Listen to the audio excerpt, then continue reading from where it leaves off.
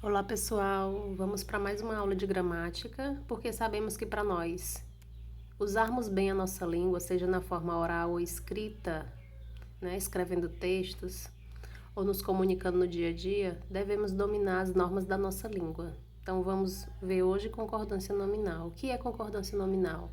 É a conformidade das palavras adjetivas em gênero e número com o núcleo nominal a que se referem. Então, vamos a algumas regras. Uma palavra adjetiva que se refere a substantivos antepostos de gêneros diversos assume a forma plural ou pode concordar com o elemento mais próximo. Vamos ver nos exemplos que nós visualizamos melhor. Considerava o neto e a neta maravilhosos. O que diz a regra? Nós temos aqui os substantivos, dois substantivos que foram colocados antes e um adjetivo que foi colocado posteriormente. Esse adjetivo está se referindo a esses dois substantivos que vieram antes. Então, temos aqui o neto e a neta. Os dois são maravilhosos. Como é que eu faço a concordância? Aqui eu posso colocar no masculino plural, é uma possibilidade. Considerava a filha e a neta maravilhosas. Filha e neta são femininos, então no plural, maravilhosas. Poderia perder o apartamento e a casa herdados. Masculino plural aqui está prevalecendo. Nós temos apartamento que é masculino e casa que é feminino, então eu posso concordar no masculino plural. Poderia perder a fazenda e a casa herdadas. Fazenda e casa são palavras femininas, então herdadas fica no feminino. Poderia perder o apartamento e a casa herdada. Aqui concordou somente com casa, que está no feminino, que é a palavra mais próxima.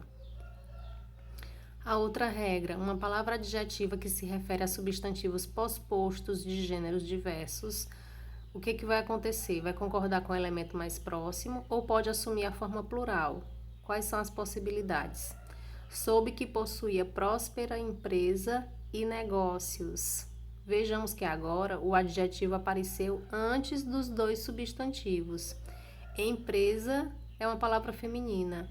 Próspera ficou no feminino singular. Então, próspera está concordando somente com a empresa. Considerava maravilhosos o neto e a neta.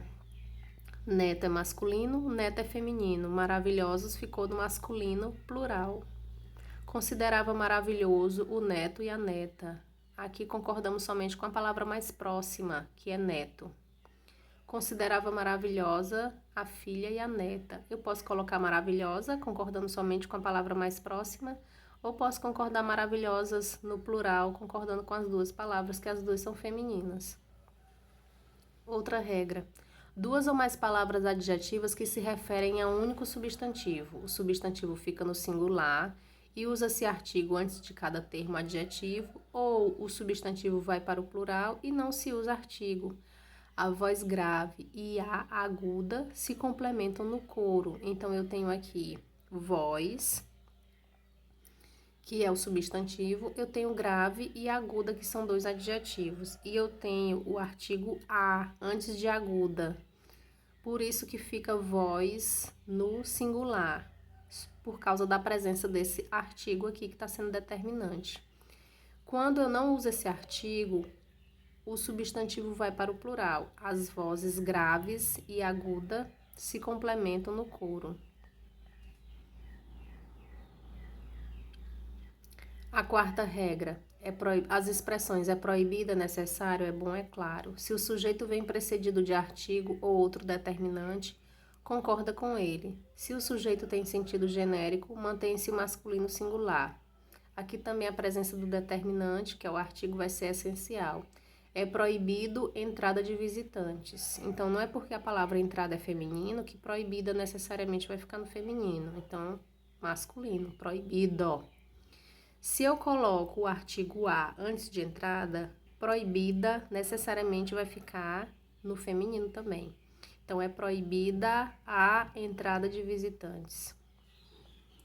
As expressões anexo, obrigado, próprio, mesmo, kit, concordam com os nomes a que se referem. As fotos seguem anexas.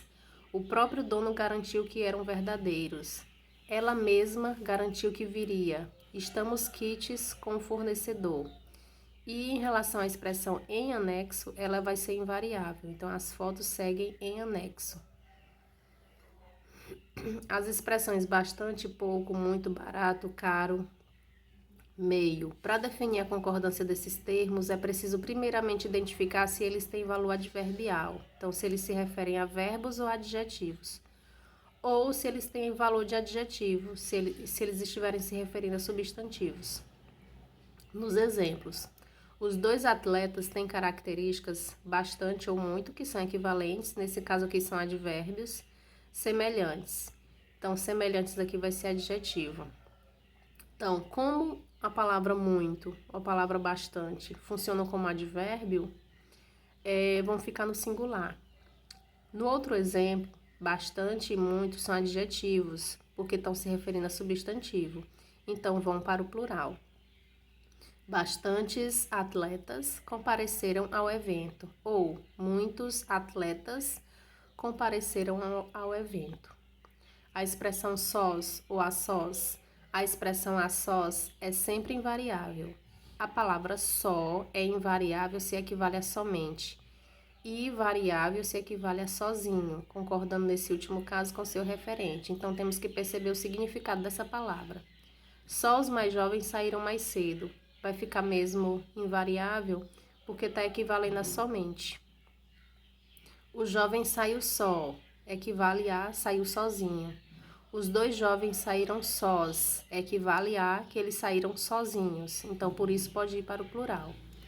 Desejamos bons estudos a todos.